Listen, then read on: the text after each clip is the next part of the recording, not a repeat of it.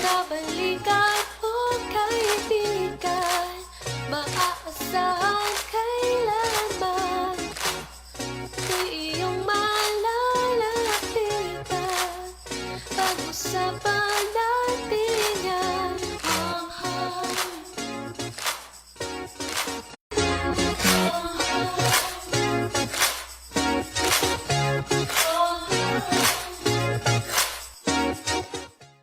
Okay, magandang araw sa ating mga tagapakinig at tagapanood dito po sa Himpilang Radyo Pilipinas World Service. Narito na naman po ang ating palatuntunang Warm Heart na nakasentro sa mental health awareness and education. Siyempre, kami pa rin po ang inyong kasama sa programa. Ito po si Bea Gaza de Guzman. At ako naman si Steph Vicente. At bilang pang-finale sa ating National Children's Month ngayong buwan ng Nobyembre, may pag-uusapan po tayo tungkol po sa mga kabataang babae, no? At syempre may kinalaman pa rin po ito sa mental health awareness and education. So aalamin natin kung ano ba itong mga ginagawa na crisis intervention para po sa mga batang babae na nag-survive or survivors po ng sexual abuse. At syempre may ipapakilala tayo, no, Steph, na isang institusyon o organization na nakasentro po ang kanilang adhikain, layunin at mga programa at proyekto para po sa crisis intervention nito nga mga kababaihan. Pero bago pala yan, syempre tayo po ay napapakinggan at napapanood dito po sa official Facebook page ng Radyo Pilipinas World Service at sa YouTube channel at may nagbabalik sa Yes. shortwave radio. Steph, sige, imbitahin mo na sila.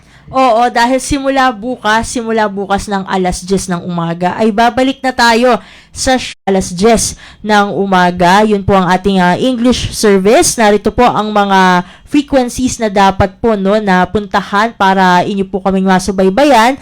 12.020 MHz, 15.640 MHz at 17.665 MHz.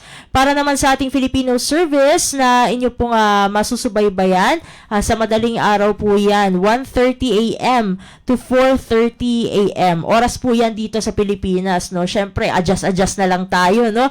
Para dun sa mga oras sa ibang bansa. Ito po yung mga frequencies po natin dyan, 9.370 MHz. Kung di po ako nagkakamali, merong alternate po yan, no? Meron din tayo dyan, no? 9.925 MHz at 12.120 MHz. Ayan. So, yan po ang ating shortwave radio frequencies. At yun po, mag-uumpisa po tayo bukas sa ating English service po, no? Alas 10 ng umaga. Ayun. Okay, so para sa ating mga tagapakinig at taga-subaybay sa ibang bansa, lalo na ang ating mga target audiences na overseas Filipino workers at seafarers, no? Pwede nyo na pong mapakinggan ang ating mga programa. Diyan po sa mga nabanggit ni Steph na shortwave frequencies. Sige, ipagpatuloy na natin ang ating talakayan dahil excited tayong pag-usapan ito. Maaari mo bang ipakilala sa atin, Steph, ang ating makakapanayam?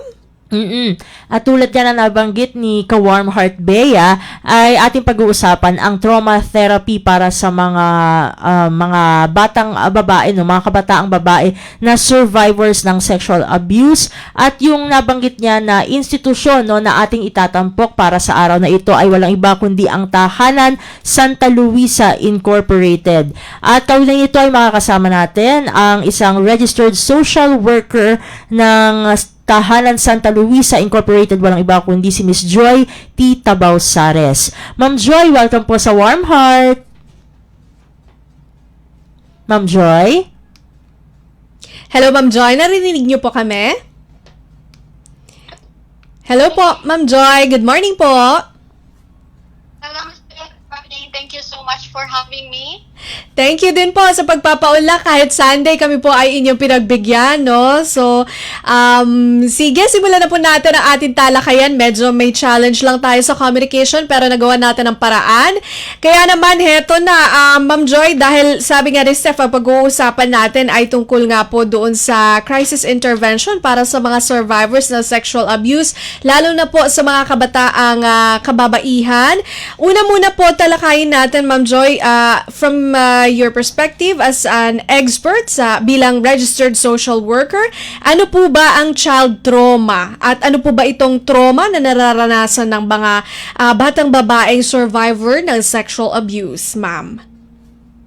Ayan, thank you for that, Miss Bea. So, child trauma po happens when a child experiences something overwhelming, something mas malaki kaysa sa kakayahan intindihin o pagdaanan emotionally, mentally, and physically. Hindi pa handa ang isang bata sa ganitong klase ng karanasan, kaya natural lang na maapektuhan sila ng malalim. So, when we talk about sexual trauma in young girls, ito kasi mas mabigat siya because it's a violation of safety, trust, and dignity.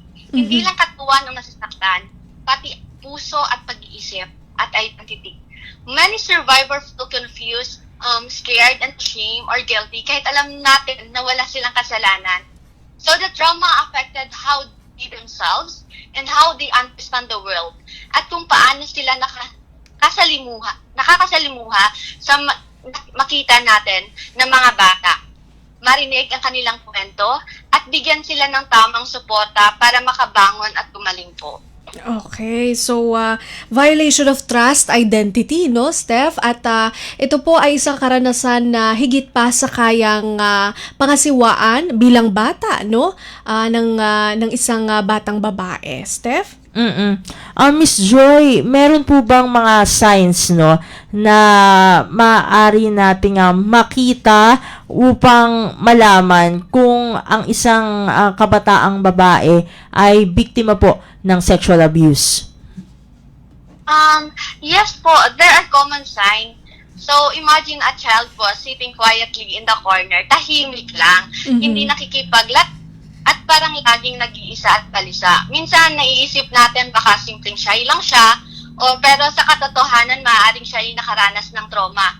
But it's important din na bawat bata, iba-iba ang paraan ng pagpapakita ng kanilang nararamdaman. Some emotional and behavioral sign po includes po yung sudden withdrawal or isolation. Maaaring umiwas sa kaibigan o pamilya o gusto na lang maging mag-isa. So the second po is yung mood swing or unexplained anger. Ito naman po yung biglaang pagbabago ng mood na hindi tugma sa sitwasyon. And third is yung fear of certain people, places, or situation. Ito kasi kadalasan kapag naalala nila kung sino o saan nangyayari ang abuso. Especially kapag may nakita sila na kamukha ng abuso sa kanila. Lastly po, regression like with bedwetting po or thumb sucking kahit matanda na. There may also be physical symptoms but the emotional and behavioral signs are often the earliest po. Some children also show changes in school performance, yung parang biglang mataas sa una yung grado, tapos biglang bumagsak, or lost interest in activities they used to love. So one important then, that silence does not mean nothing happened. Minsan, ang pinakatahimik na bata, ang may pinakamalaking pinagdadaanan. Kaya bilang magulang o tagapangalaga, mahalagang palaging i-check ang mga bata, even ang kasama sa bahay ay relatives pa.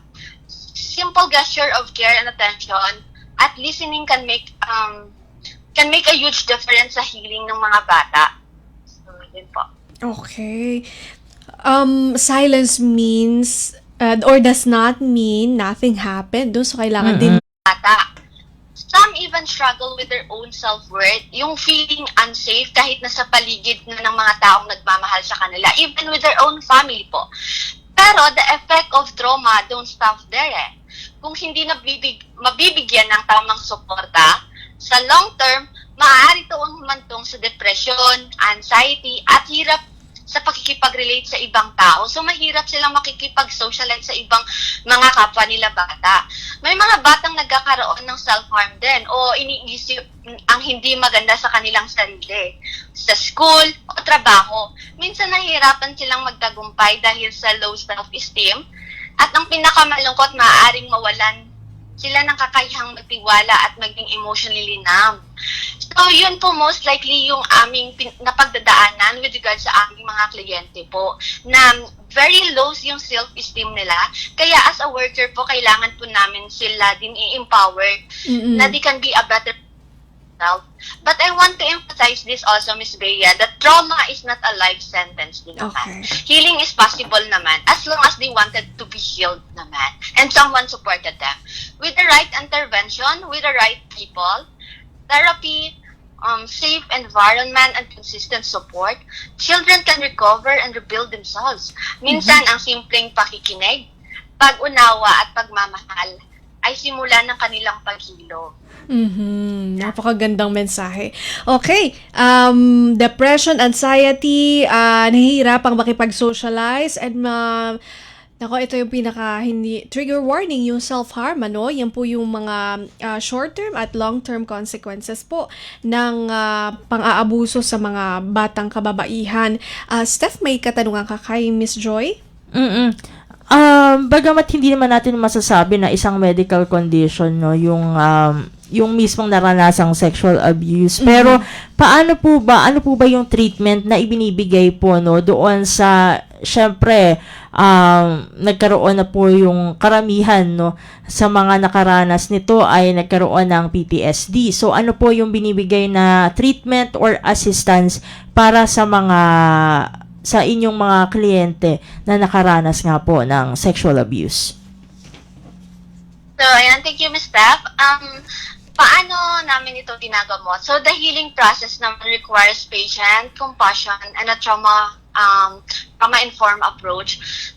So, there's no single formula na pwede sa lahat naman. So, bawat bata, iba-iba ang kailangan. Iba-iba din po yung kanilang coping mechanism. So, here at Tahanan Santa Lucia, we make sure that every child are given a right intervention. First po, it includes po individual psychotherapy para mabigyan ng personal na atensyon at maunawaan ang kanilang nararamdaman. Second po, we have our play therapy and expressive art therapy kasi minsan mas kaya nilang ipahayag ang kanilang damdamin sa pamamagitan ng drawing, yung painting, dancing, singing, o storytelling po. So, third one po is behavioral and cognitive therapy para mas matutunan na nila kung paano harapin ang kanilang damdamin sa ligtas at positibong paraan. Fourth po, yung we have the spiritual care at values formation. Dito naman po, para maibalik ang kanilang sense of self at moral grounding. And last but not the least po, yung routine structure at nurturing environment po tinatawag. Dahil kailangan nila ng consistency at seguridad araw-araw po. Kasi if they feel safe sa lugar na yon, malaki ang chances talaga na makapag-recover sila sa trauma na kanilang pinagdadaanan. Kaya mahalaga pong bagay yung magandang structure at very child-friendly environment po talaga. So, healing naman happen when a child finally feels safe nga po and seen and understood. Hindi sila kailangan natin i-judge, not pressured na kailangan agad-agad yung paggaling. So, it takes time. The goal is not just to remove the pain man, but to help them rediscover their voice, their worth, and their future, and to believe themselves that they are more than like others know about them. So, yun naman po.